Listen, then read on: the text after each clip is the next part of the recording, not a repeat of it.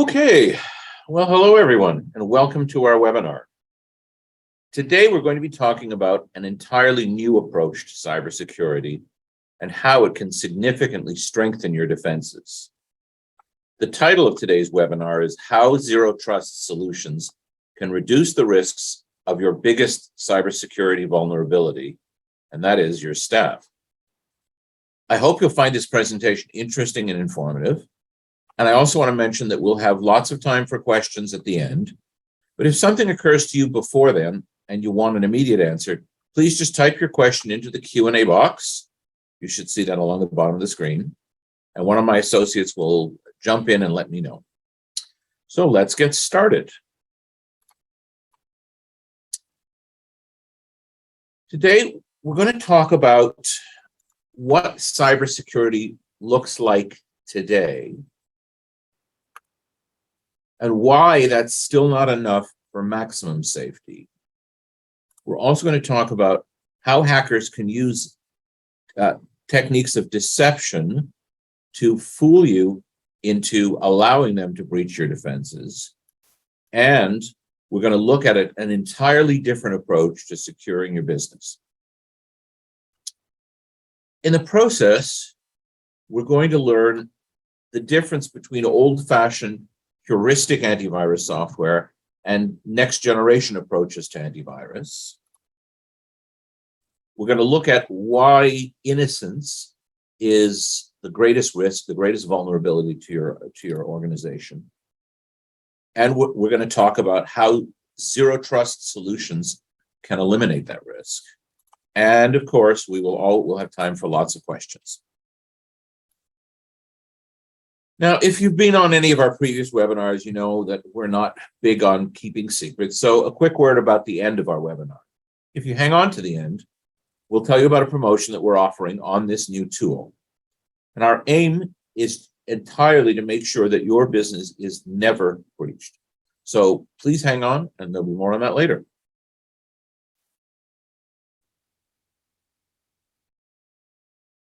Some of you, probably most of you, have heard this before, but for the people who don't know me, a brief introduction. I first became fascinated with computers when I was in high school at the age of 14. Now, today, that would make me a late bloomer, but in 1969, I was an outlier. Ultimately, I decided to turn that passion into a profession, and I trained as a software engineer at U of T and at York. And while I was still in my final year at York, I started my first business. By the time I was 30, my partners and I were running a software company with 25 employees. And by the time I hit 40, we'd grown to 80 employees with offices in Toronto, Montreal, New York, and Los Angeles. I sold that business back in '95, and I started Connectability to focus on IT infrastructure because I foresaw that desktop computers and network computing were going to be the foundation of all future IT, and I wanted to be around to help other businesses achieve their long-term objectives. Today, we're in our 28th year of working with GTA businesses, and our double-digit growth over the past few years is proof that a customer-centric approach to IT service and support is what works. So enough about me. Let's talk about antivirus. And it's probably safe to say that when anybody talks about cybersecurity, the first tool that comes to mind is antivirus software. And that would make sense since it's the oldest security tool in the cybersecurity tool bag.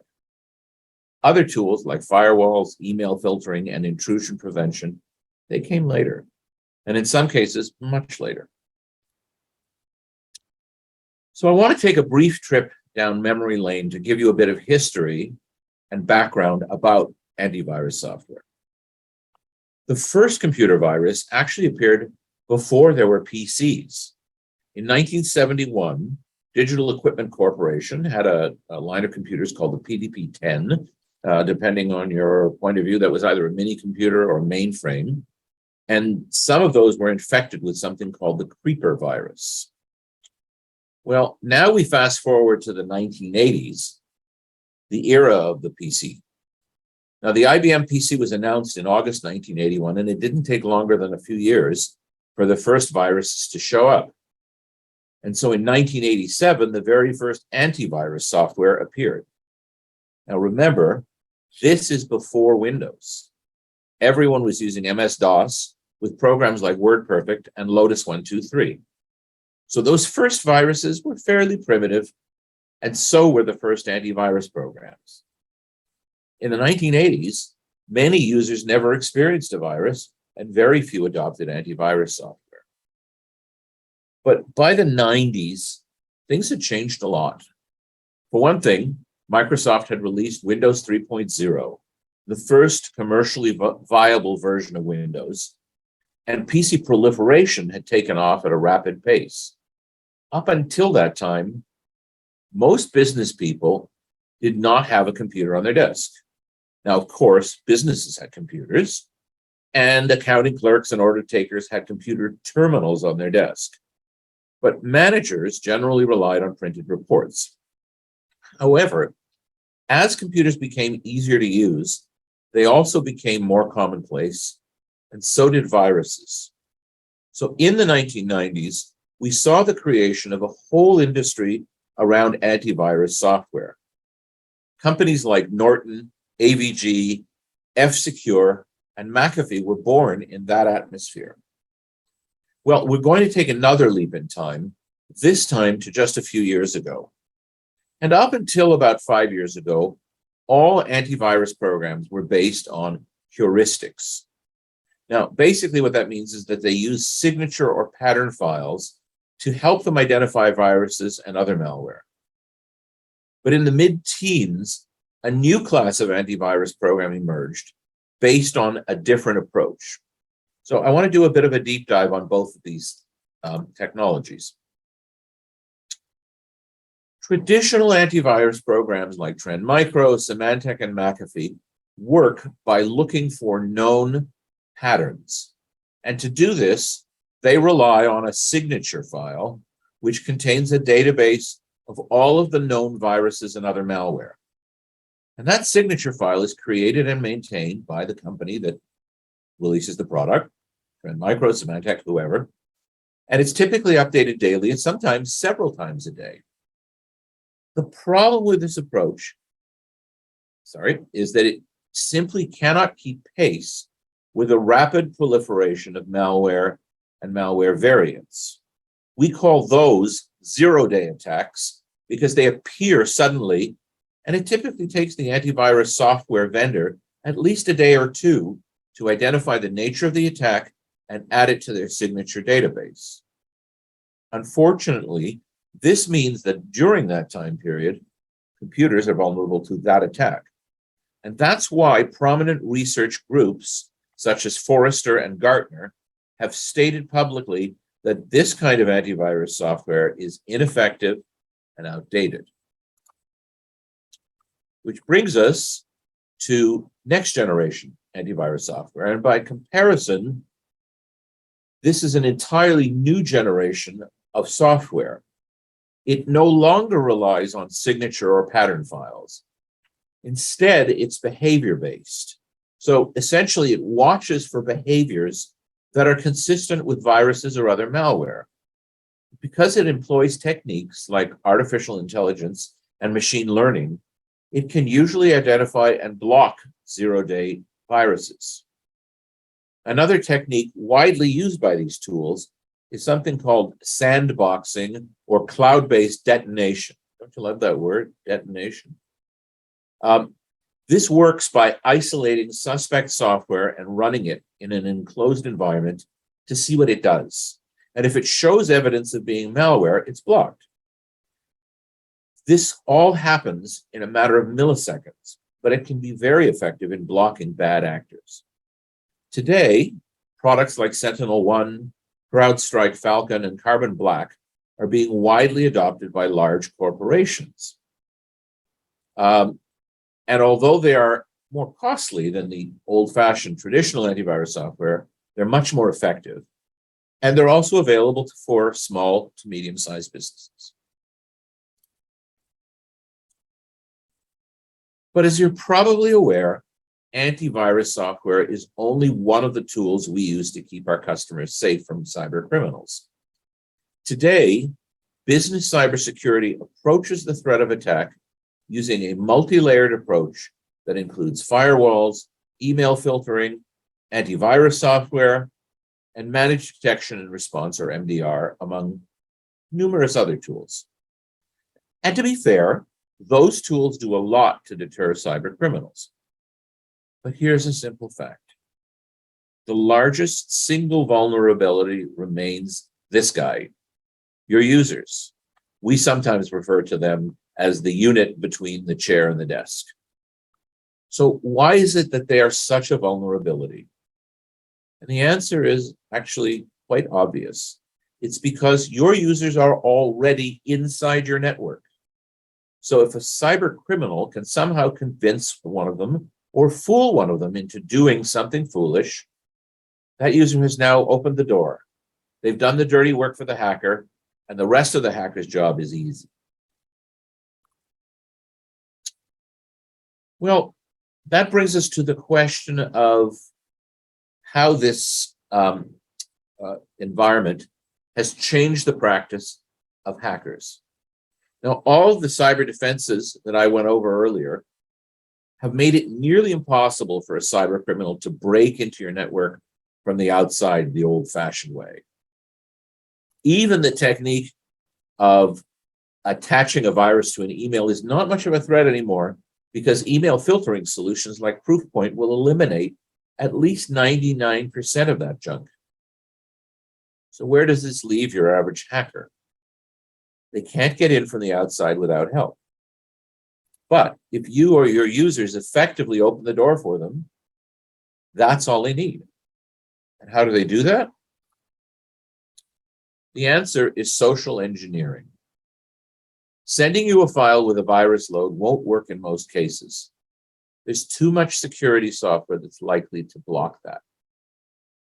But if you receive an email that looks like it comes from a legitimate source, like your bank or Amazon or Costco, and if that email contains a link for you to click on, your email filters may not flag it as suspicious. And if you do click on that link, it could result in malware being installed on your computer and then attacking the rest of your network. In fact, all of the major cybersecurity breaches in the last few years, including JP Morgan Bank, Home Depot, TJX, and others, have started with an innocent-looking email. Those corporations all have advanced cybersecurity tools, and yet those attacks manage to evade the tools.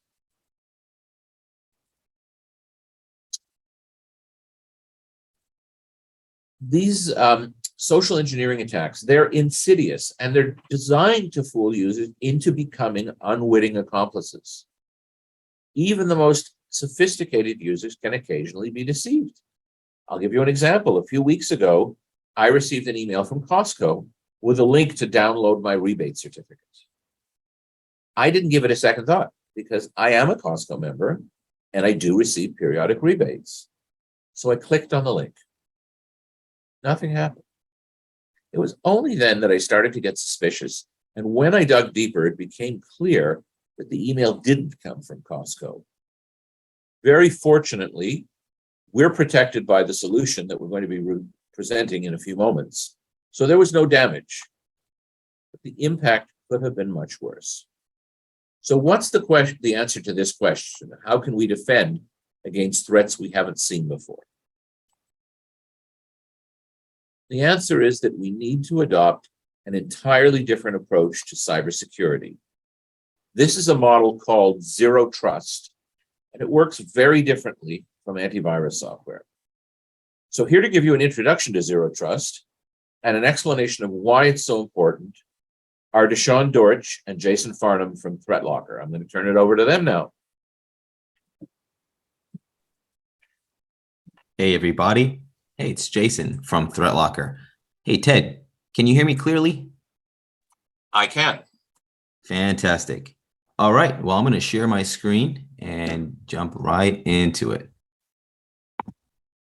Oh, I got to stop your screen sharing. You should be able to just go ahead.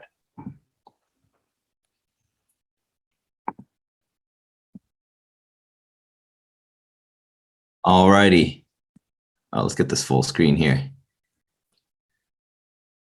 F5. Okay, so, so again, I'm Jason from ThreatLocker, and my goal today is to help you understand our tool, what makes it different, and what it means for you guys and your business.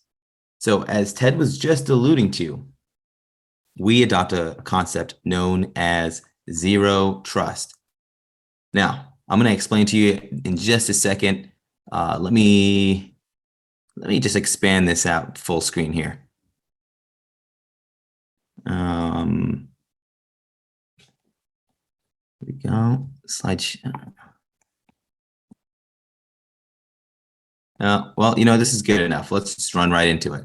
All right. So what is zero trust? It's a philosophy on security for a safer and more secure IT system. And it's ultimately going to be securing your business. Now, so the basic idea is that no user or program should be trusted by default.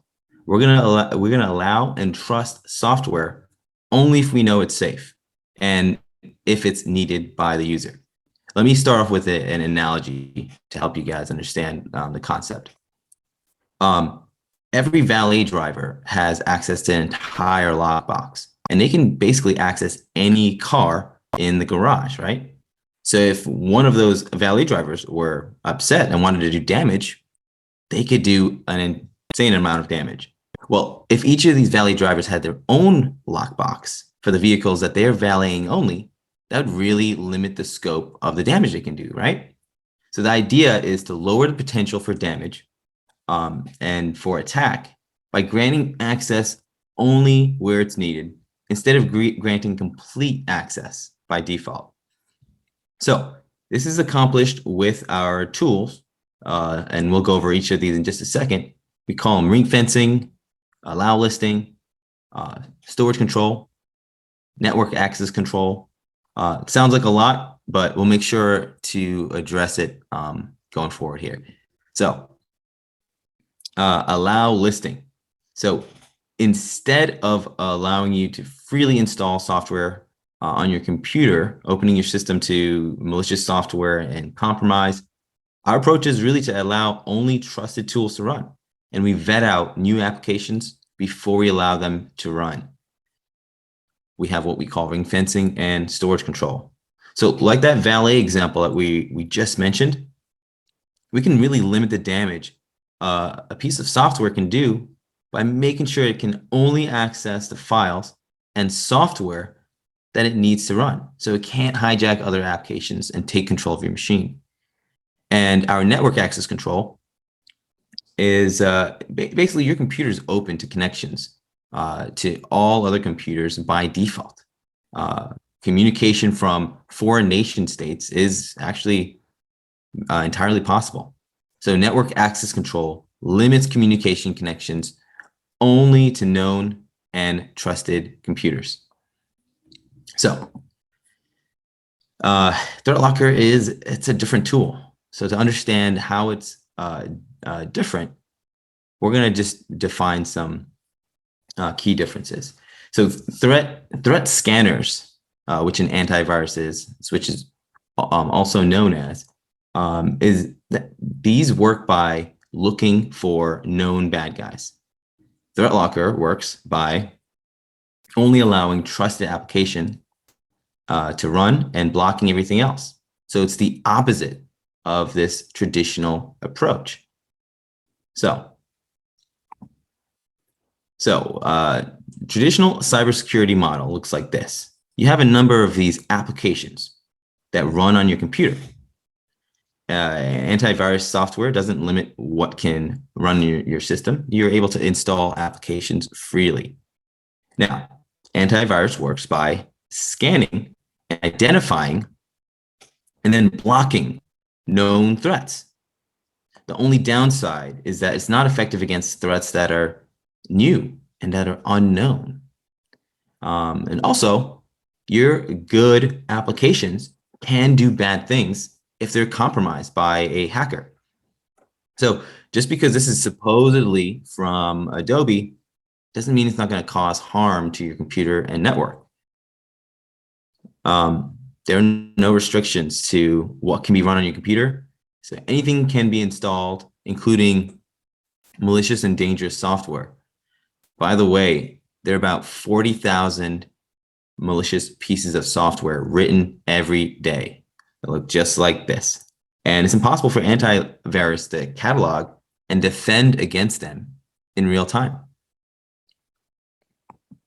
So ThreatLocker takes a more proactive approach. So ThreatLocker sits at the front door, essentially, and making sure the only applications that are let in the first place are the ones that are vetted and trusted. So this has been a pretty effective approach in protecting against cyber attacks. And I'm going to show you some recent examples of breaches that were prevented with ThreatLocker. Okay, so first is the Kaseya breach that happened about a year ago. So Kaseya is, they're an IT company, and they make tools that a lot of IT companies use and larger corporations use. So unfortunately, their software was compromised last July. And the result was that thousands of companies had their information encrypted and inaccessible. There was actually a Swedish grocery store. They were closed for weeks because their computer was down. So to get their data back, the bad actors behind it, they demanded ransoms of millions of dollars overall, basically at $45,000 a machine. And the breach overall affected about 800 to 1,500 businesses, and many of those businesses were without their data for several days or even up to weeks. So ThreatLocker protected users from this attack because of the allow listing.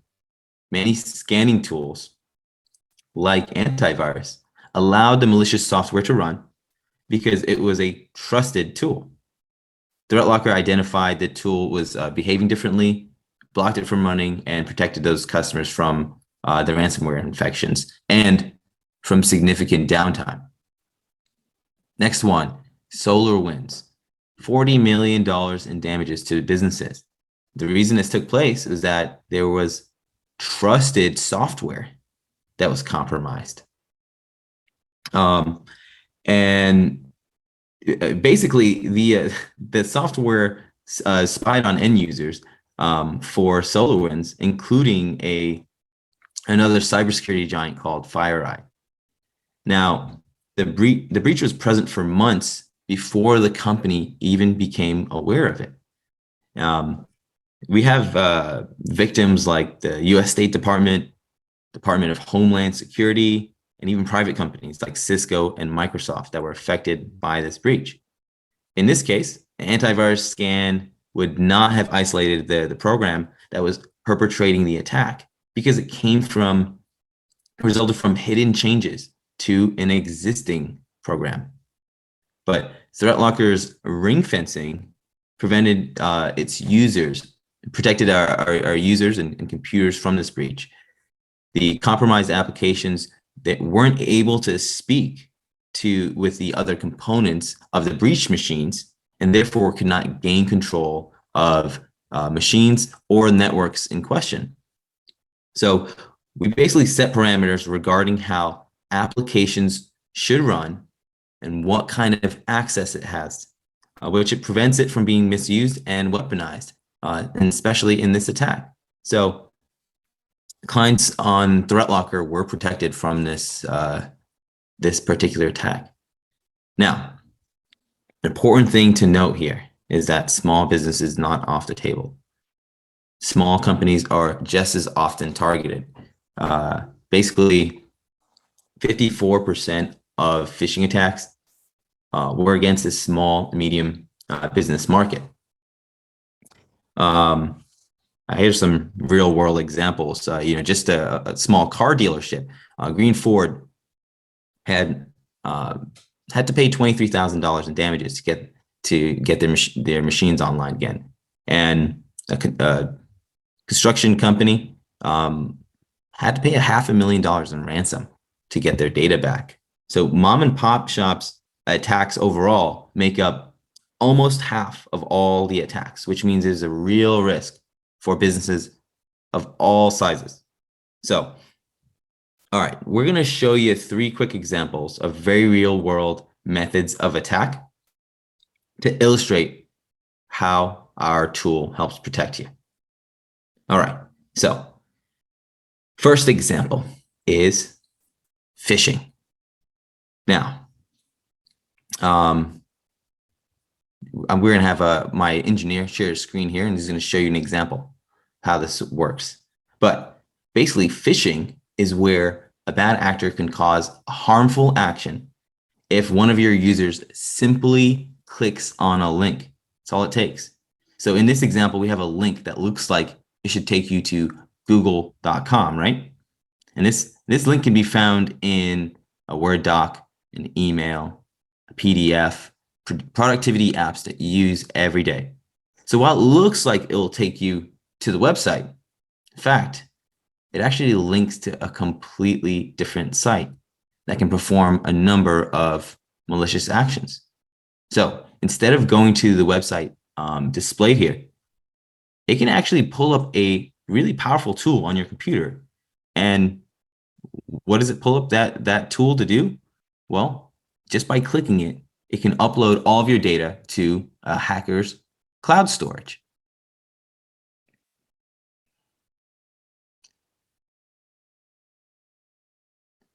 So it says no program registered to open this file. That was blocked because of ThreatLocker working to prevent that. Normally, if your user just clicks OK, well, the hacker now owns your data, and it just takes a single click on a link, and these links look identical, but one does massive damage. So, question for you guys is: if an email like this was sent to your entire office, do you think not a single person would click on that in that link? Antivirus may not protect against this type of attack. ThreatLocker's ring fencing protects by making sure your apps can't interact with each other, and limits their ability to take control of your machine and steal your data ultimately. All right, I'll take this screen back once again. Oh, actually, I'll just leave that on there. All right, so earlier we mentioned Ted mentioned social engineering, right? So it broadly describes tricking people through human interactions to achieve a malicious goal. So, as an example, someone can dress up as a UPS guy or pretend to be a manager from a different branch of your office, and they can drop off a simple flash drive. Now, of course, the best practice is to never plug in flash drives where you don't know where it came from. But your end users do not know that. They see no harm in using a random flash drive. So while it seems harmless, they can actually be programmed to do a bunch of really bad things on your computer.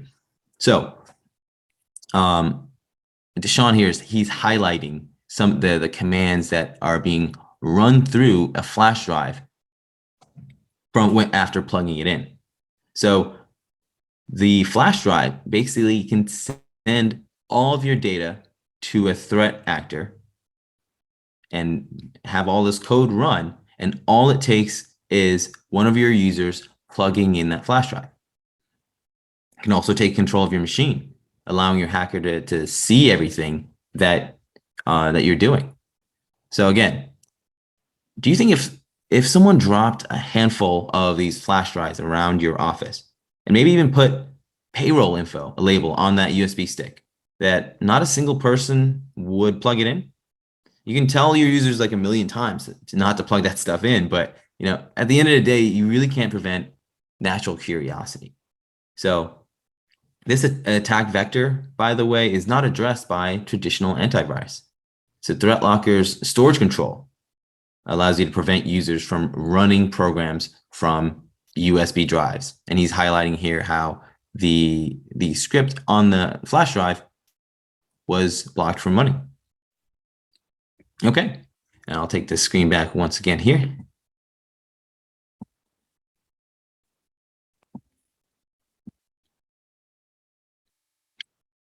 Okay, so finally, and most importantly, the applications that you use can serve as openings to attack. So every piece of software on your machine can talk to other applications, and it can access all this data that you can access as a user. Your applications don't need to have this access, but it will leverage it when the application is compromised. So every other week, we hear about these applications getting compromised, and you have plenty of applications on machines. So these all serve as potential openings to harm. Think about how many applications you've installed since you received your computer. All of these are potential entry points into the network. Now, so we make sure that the applications that need to talk to the data and even to the powerful tools in your system can only talk where it is needed. We're greatly reducing the possibility and extent of attacks by reducing these unnecessary connections that are leveraged when your applications are compromised. So cutting these unneeded connections prevents damage when your software is inevitably hacked. All right, well, what does this mean for you? So when your IT provider starts using ThreatLocker, it's going to start in what's called learning mode. It's going to identify all of the software applications that you need to run in your environment. This goes on for a few weeks, which will create what's known as an allow list. So we don't want to block legitimate applications. So we double check that list of allowed applications to make sure we're accounting for everything that you need to run before we go into what's called secured mode. In secure mode, any other or new applications that you want to run, your IT provider will vet to make sure it's safe. You'll see a prompt like this comes up, and you just put a reason that you need it, click, and your IT team will take care of it for you. So connectability, make sure it's safe to run. They'll allow it, and they'll do this once for every new application. So with this process in place, you're going to get a proven and powerful way to protect your computers against compromise. And that's my presentation for you.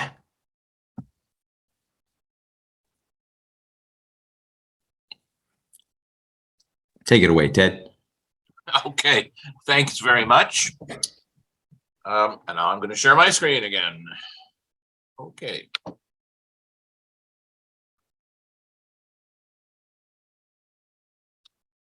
All right, so as we wrap up, I want to circle back and summarize a few key points from our discussion today. Specifically, it's no secret that cyber attacks are becoming more frequent, more sophisticated, and more expensive. Hackers are always looking for new ways to bypass your cybersecurity measures. So even though you have firewalls, email filtering, and antivirus, they're still looking for ways around that. And ultimately what it means is that you need defenses that can effectively block new forms of attack. And from our perspective, we view zero trust solutions in the form of ThreatLocker as the missing link in that cybersecurity chain. So with that in mind, I mentioned at the beginning of our talk that we have a special offer for you, and here it is. So the normal price for ThreatLocker is $7.35 per computer per month.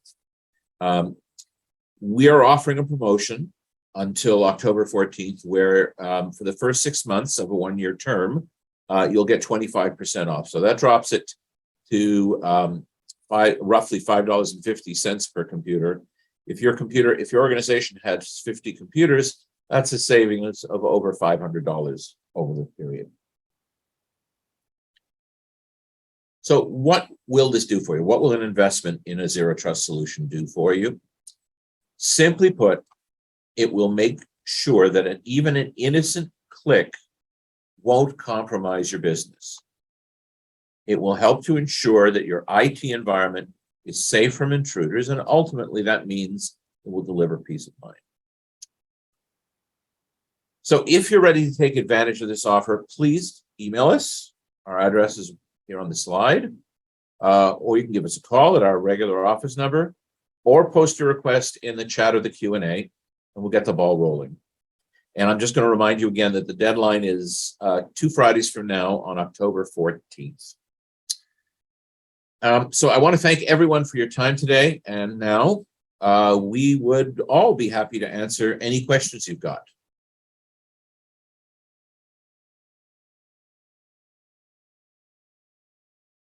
Q&A.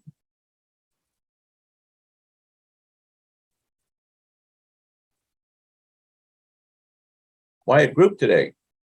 Oh, I'm going to allow them to talk by pressing the allow to talk button here.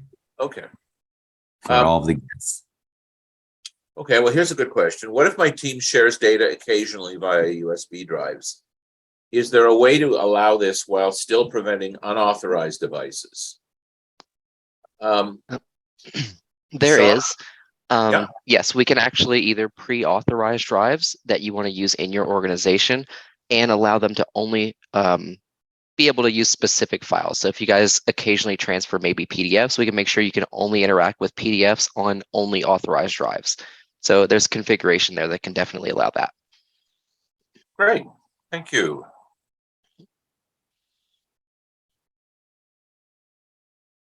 All right. Okay, here's another one. Wouldn't the constant approvals be frustrating for the average employee? And I think I can answer this to some extent, but Deshaun may want to add to it. That's what learning mode is about. That's what the first 2 or 3 weeks of the installation of Threat Locker does for you. It essentially learns your environment so that commonly used applications are not going to be bringing up a screen prompt every time. Obviously, if you're installing something new and something that Threat Locker doesn't already know about, yes, you're going to get that prompt. But in most organizations, that happens very seldom. Deshaun, did you have anything to add? No, you're on point with that one. Typically, environments get pretty stable. We learn, and users don't typically, especially once expectations are set, just try to install new things all the time. We can account for automatic updates and things like that. Okay, here's a really interesting question. What if your system is compromised during training mode? So that's actually one of the reasons we don't ever go on a campaign of remove all of your detection tools. There is still a space for those tools. If anything does happen in something like a training mode where we're passively learning and an infection happens at that time, hopefully you guys still have some other products in place that will do that detection part of security that we don't do. Oh, yeah. And to add to that, by the way, the malicious software, it's not going to be learned and just allowed.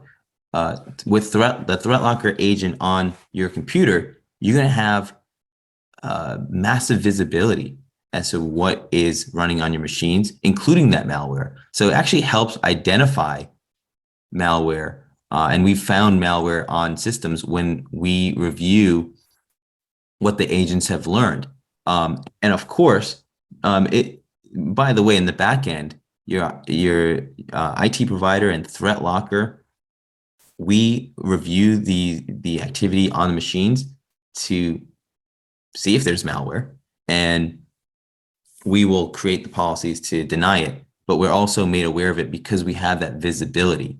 But again, we're a different tool in that we're not scanning for known threats.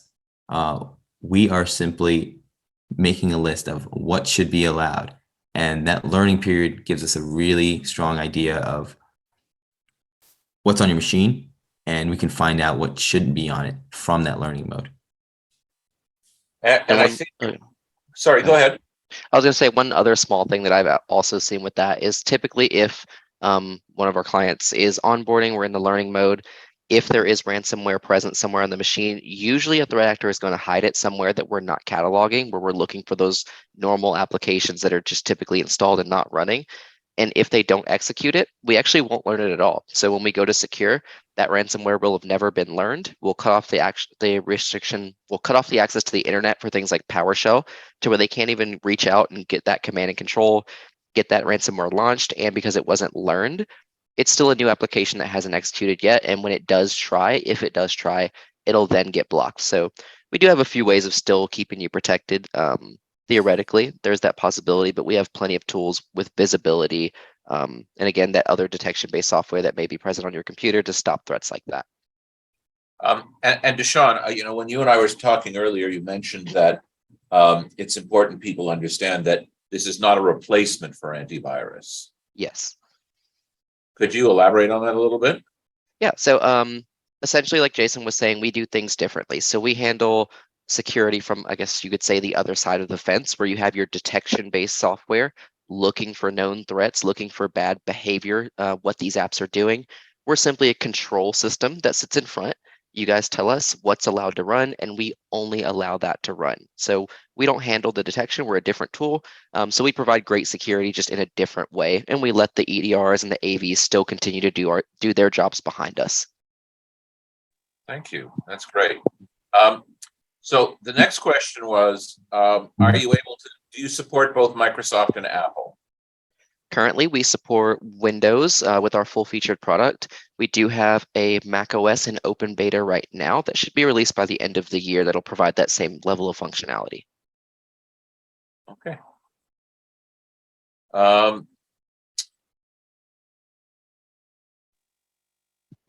How do you enable users to update their software when it needs updating without requiring approval? So we have a few different ways of doing this. The main method is with our built-ins.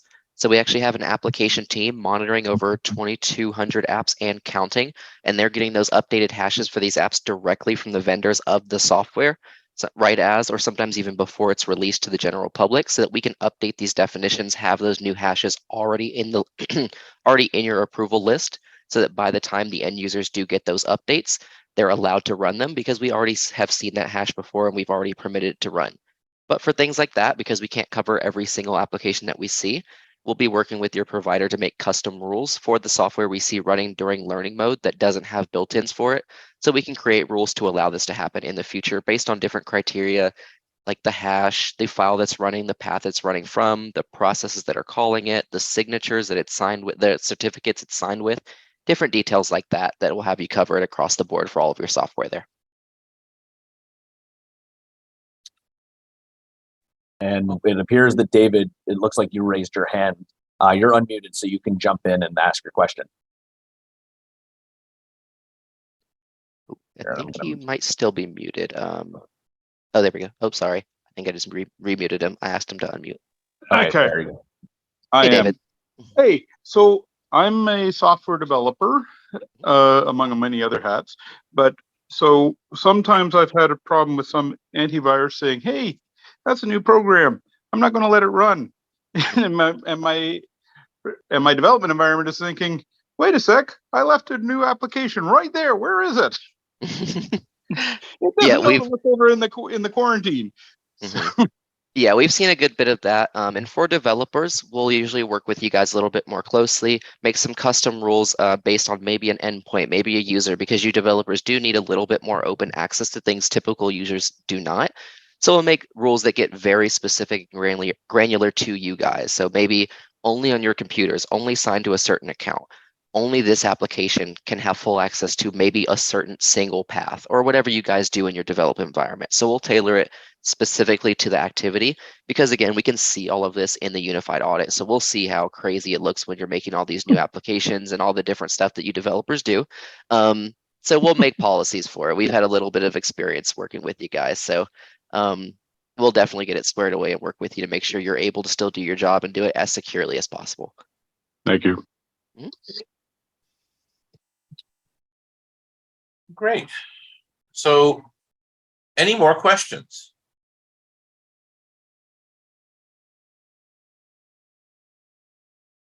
Going once?